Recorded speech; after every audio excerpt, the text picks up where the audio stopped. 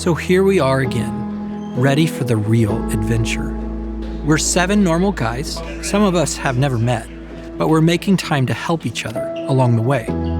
Because we're done trying to make it through life. We're ready to start really living. So when I was a kid, I think it was probably about 2nd grade maybe when I started to notice that I was like twice the size as everyone else. And you can laugh, it's okay, it can be funny. But I noticed my parents started trying to help me with that, so we'd go and talk with like a nutritionist or try to eat this kind of way, or like a lot of days, like instead of having peanut butter and jelly for lunch, I'd have a salad, And so I didn't think too much of it until I started getting older, and I started having this kind of feeling of there's something wrong with me, with who I am. And as that sort of progressed, I started to think, okay, well, I can fix this. I just need to be better everywhere else.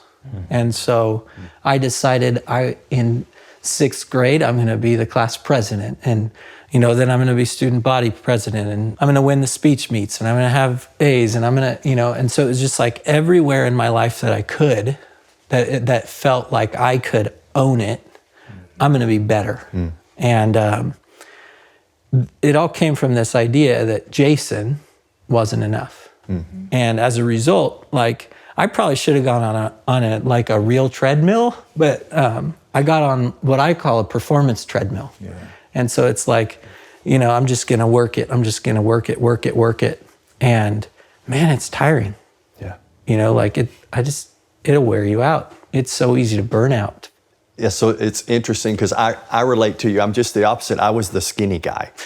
Like when I married, hated you. No, and I had an identical twin, and we were both skinny, so it was like double the trouble. But it is sometimes interesting how I think as men, some of that's just related to what we think a man should be, or we're abnormal in that some way. Right.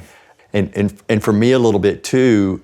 With my parents went through a divorce when I was in 7th grade. And so that was really kind of the point where I kind of began to own the responsibility for that. Like it was your fault. Like it was my fault. Right.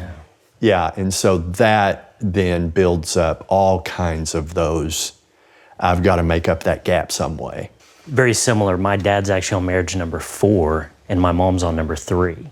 So I was back and forth, and by the time I graduated high school, I'd been to 9 different schools from back and forth, and I realized I was constantly trying to make friends, trying to impress people. And so growing up later in life, it was trying to win people over, trying to, have friends, trying to be that to somebody, because growing up, I just saw people come and go. And so constantly searching for that through work and success and different things like that, trying to prove my worth and my validation.